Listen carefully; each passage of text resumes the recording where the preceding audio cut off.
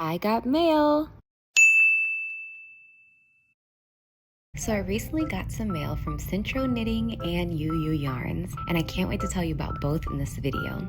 First, Sentro.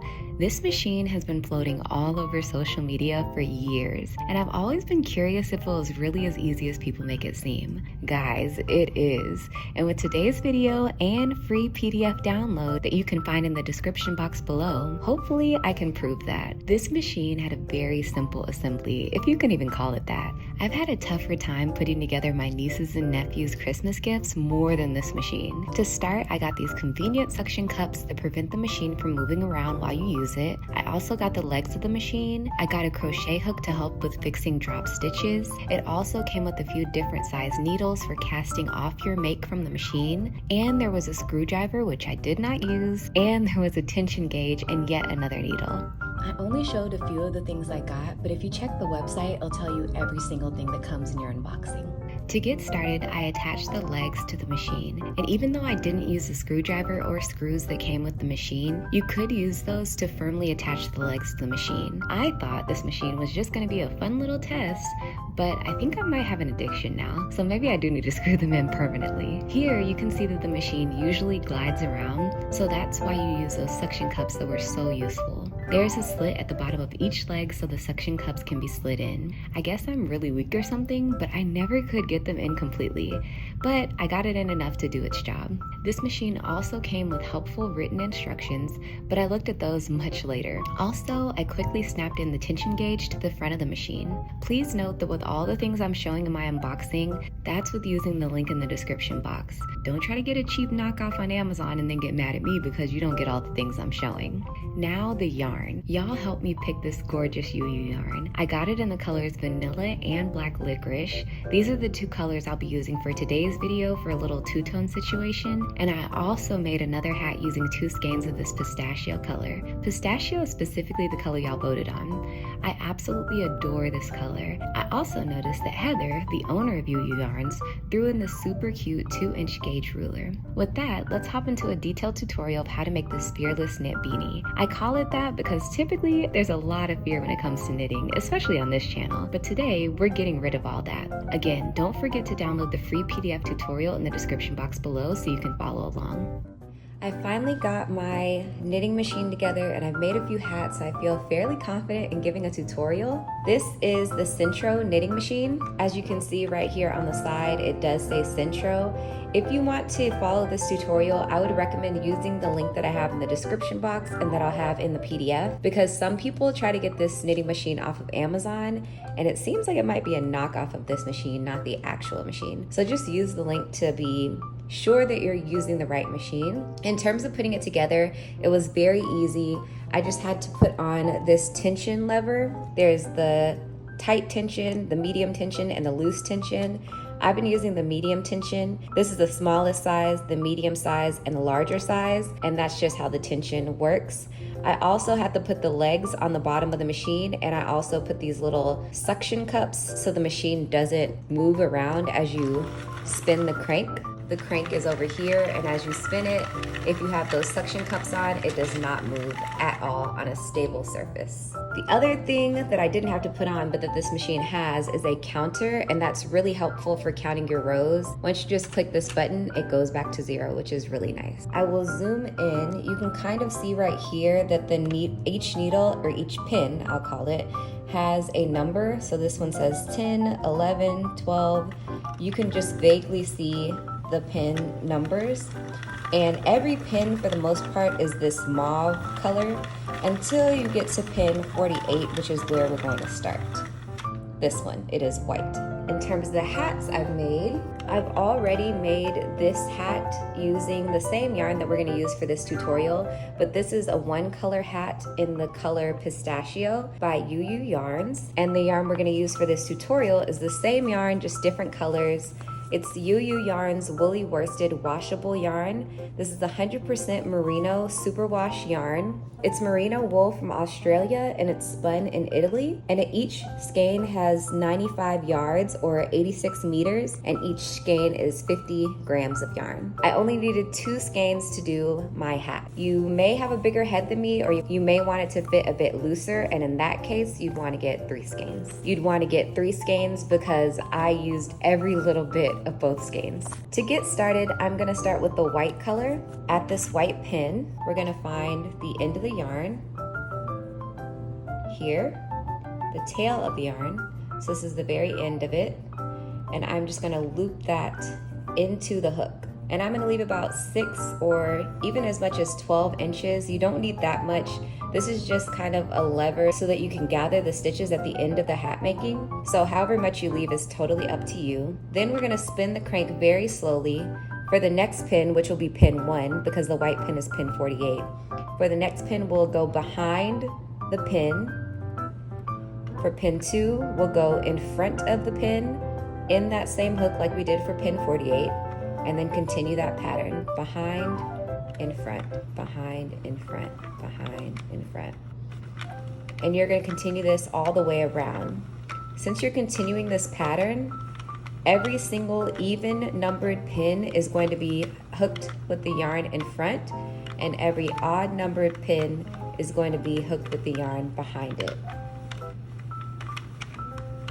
We're just doing this for this round.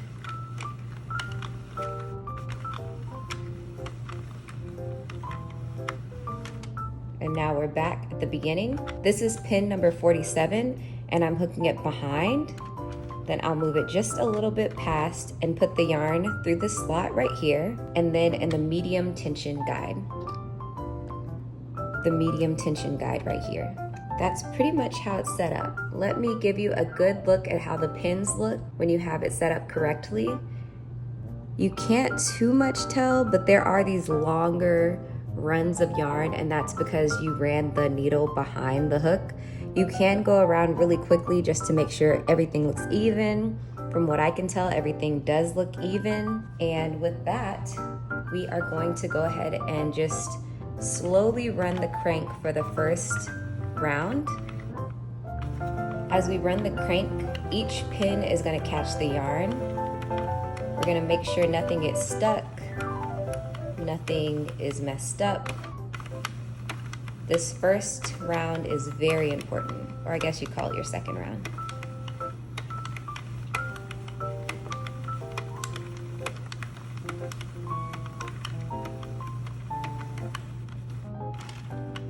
And now we're back to the beginning. Also, we're going to do this yarn for a total of 110 rounds.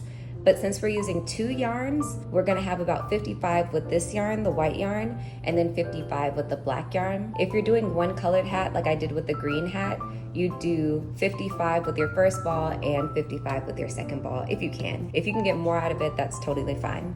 With that, the first run, once it's running correctly, you can just keep going. I wanted to make sure I showed every part of the process of making this beanie. Even though this part is sped up, I want to emphasize the importance of taking your time when using this machine and choosing a high quality yarn. If not, you'll experience drop stitches all over the place. It's a nightmare to repair those, but it is possible.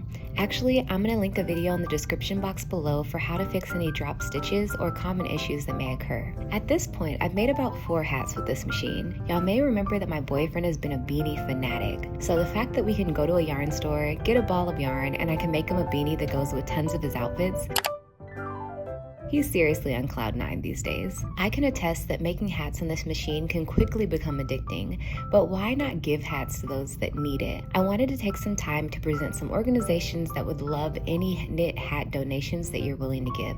I list all organizations in the free PDF download I made for this pattern, so feel free to download it in the description box below.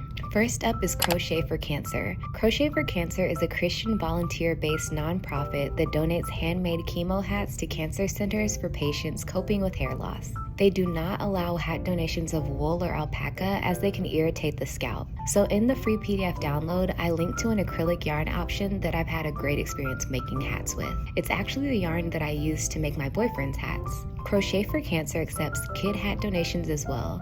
For this tutorial, I have the 48 Sentro knitting machine, but for a kid-size beanie, you'll want to use the 40 needle Sentro machine. The process is the exact same as what I show in this video, and despite the name, Crochet for Cancer accepts knit and crochet donations. Let's take a quick break right here so I can show you how to attach either your second color of yarn or your second skein of yarn that's the same color, and we'll come back to listing more organizations that you can donate to.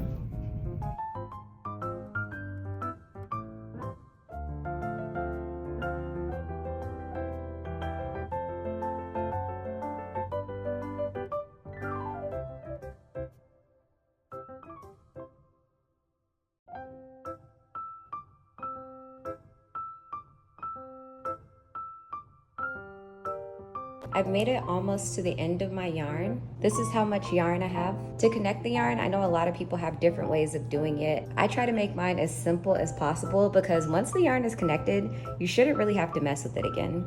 So what I'm gonna do is I'm gonna take those two ends of the new yarn and the old yarn side by side and just do a knot.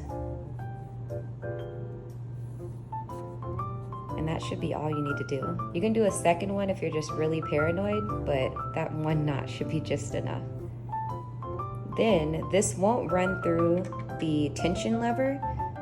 The goal is you want to put it on the inside so that it's on the wrong side of the hat. As you can see, we only made it to row 54, but that's about row 55. And then we'll just do this till we get to 110 or as close as we can with the yarn that we have. But the point is you want to bring this on the inside. Another thing to note is that every single time that white pin comes up, that's when the number changes for here. So what we're gonna do now is keep the machine going.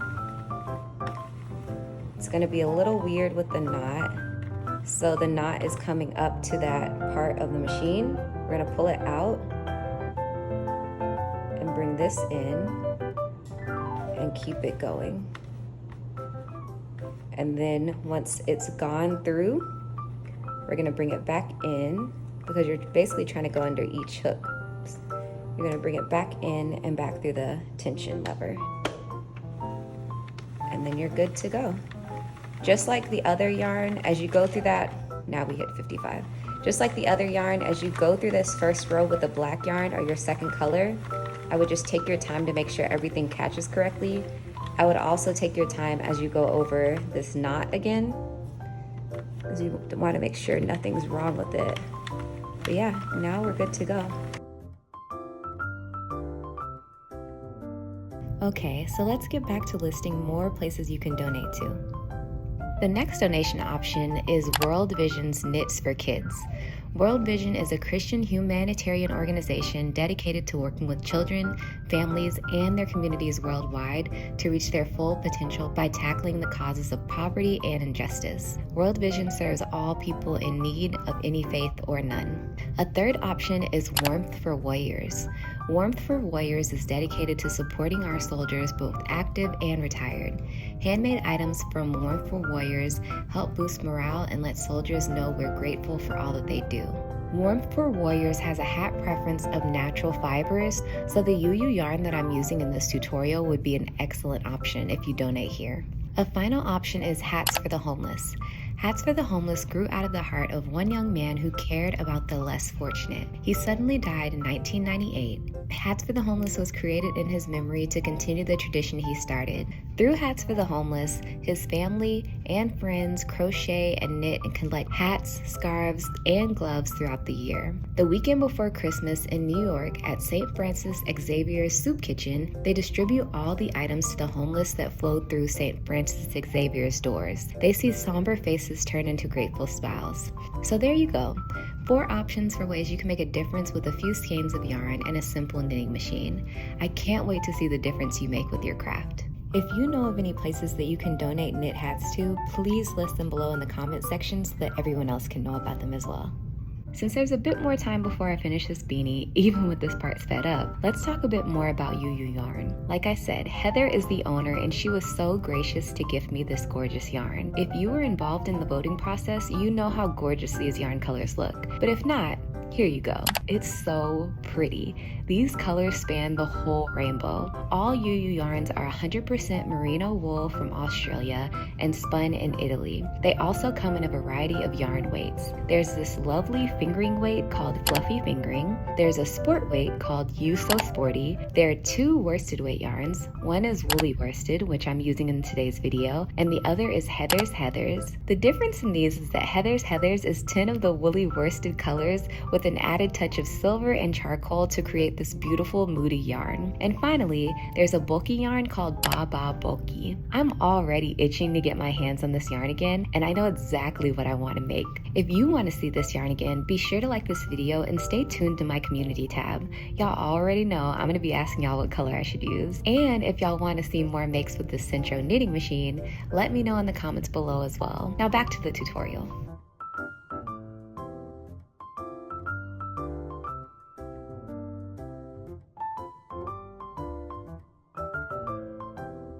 So we made it to row 109. I do have a little bit of yarn left, but just to make sure that I can bind off, I'm gonna go ahead and stop at 109. So what we're gonna do is we're gonna take the yarn out of the tension lever and take it out of the yarn guide. And we're just gonna do 1 loop till we get back to the white bar. So we're gonna put that yarn on the inside, not under a hook, on the inside. And just do 1 run.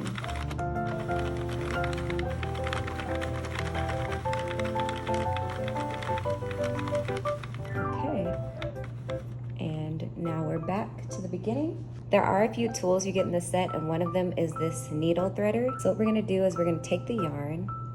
I probably should have started with the green one or the white one so that you could see, but hopefully you can still see. And we're going to, you see this yarn has already come off the hook. We're just gonna pin that right in there. All the yarn. And then we're gonna go into that second one and lift that yarn off and bring all that yarn through that hook. And we're gonna do this all the way around. This is how we take off the hat from the machine. So we can keep going, but you don't wanna go too far. Like that first one, it had already come off the needle. It pops off really quickly. Once it gets here, it starts popping off. So, popped off, pull it through. And I'll just do this all the way around.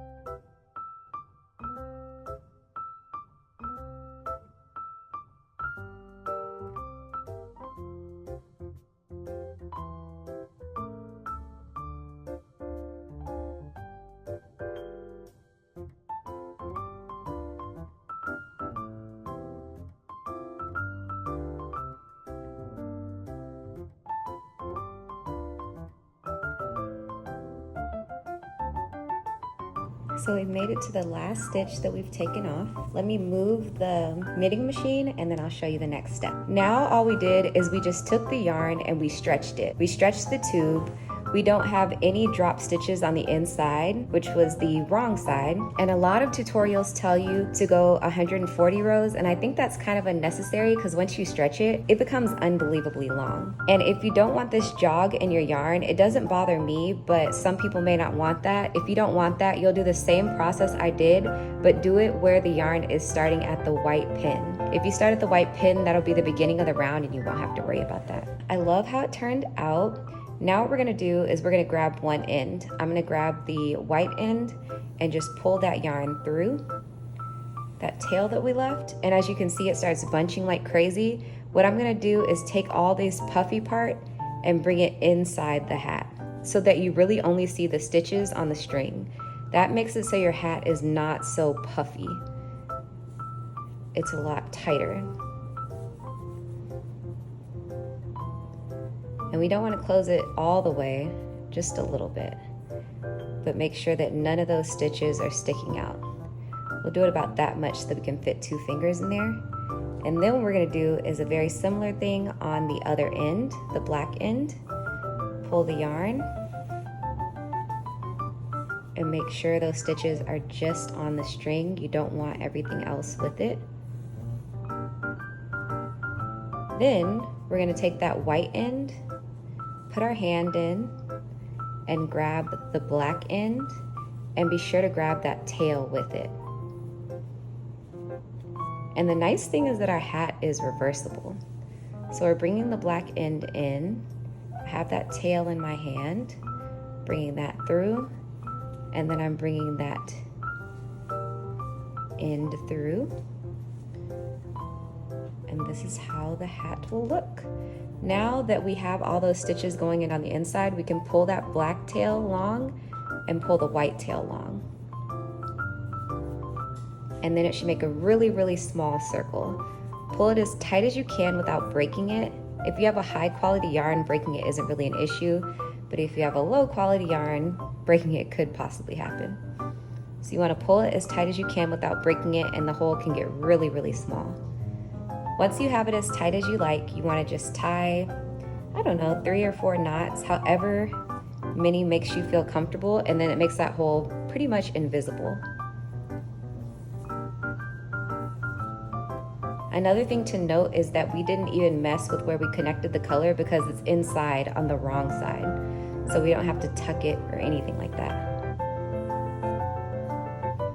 I think this is enough knots to make me feel confident. Now what we're gonna do is we're gonna take those ends and cut them so we only have about 6 inches, and we can get rid of the extra yarn. So this is all the extra yarn I have from those 2 balls, which is really nothing. And then I'm going to thread it on the same needle that we were using before. And we want to go as close to the center as we can. It doesn't have to actually be the center, but if you can fit in the center, that's great. We're just going to tuck it in between the 2 layers. So put your hand inside the hat and make sure you're tucking these ends in between the 2 layers. You don't have to weave it really, you're just tucking it away. And go down as far as you can so that you can make sure that it's totally gone. Then it can come out here, and when you stretch it, it disappears. And then that is how the 2-tone hat looks. This is how the 1-tone hat looks. They're both the same amount of rows. They have the exact same process. You can follow this tutorial for each one. And like I said, the cool thing about the black and white one, it is reversible. And it's really cute. So if you follow this tutorial, I hope that you make your own knit hat. And let me try them on for you really, really quick. So like I said, these are the hats that I ended up making. I absolutely love how they turned out, so I want to try them on for you really quick. Since my hair is kind of big, I am going to put a wig cap on just to kind of flatten my hair out so it doesn't look so weird underneath the cap. Let me do that really quick. Let me start with the green one. So what I do is I'll just fold it up once and tuck my hair behind my ears. And this is how the hat looks. Came out great. I really like this one. The pistachio color is definitely my favorite. I think out of the two, but her colors just seem so vibrant. And this is, of course, the one that y'all chose the color of, and I'm happy with the choice. Let's try the black and white one on now, and I'll do the black on the outside with the white folded up.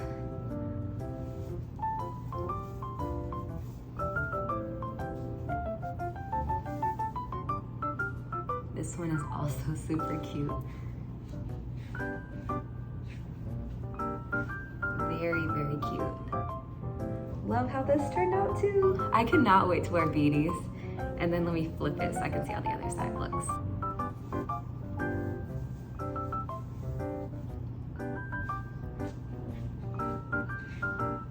Very nice. So yeah, I hope you enjoyed this tutorial. I hope you get your knitting machine. I hope you check out Ewe Ewe Yarns, and I will see you in my next video. Bye.